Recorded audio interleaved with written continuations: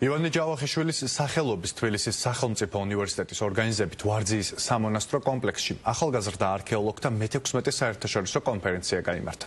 Სამდღიანი საერთაშორისო კონფერენციის ძირითადი მიზნებია საერთაშორისო სამეცნიერო სივრცესთან დაახლოებაში ქართველი სტუდენტების ხელშეწყობა, მათში მსგავს ღონისძიებებში მონაწილეობისთვის საჭირო უნარჩვევების განვითარება, ასევე მსოფლიოს მასშტაბით ქართული კულტურული მემკვიდრეობის პოპულარიზაცია.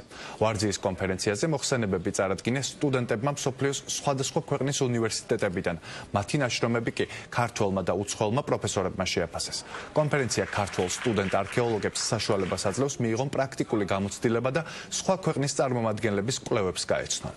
ეს ერთგვარად არის ერთი მხრივ ქართველი სტუდენტებისთვის ძალიან კარგი შესაძლებლობა მათი საერთაშორისო სივრცეში ინტეგრაციის თვალსაზრისით და მეორე მხრივ ჩვენი კულტურული მემკვიდრეობის გაცნობა, ასე ვთქვათ, ევროპული საზოგადოებისათვის, მსოფლიოსათვის. მნიშვნელოვანია ასევე იმ კუთხით აღნიშნული კონფერენცია, რომ აქ ქართველ სტუდენტებთან, პროფესორ მასწავლებლებთან ერთად ჩართულნი არიან სხვადასხვა ქვეყნის წამყვანი უნივერსიტეტების არქეოლოგები.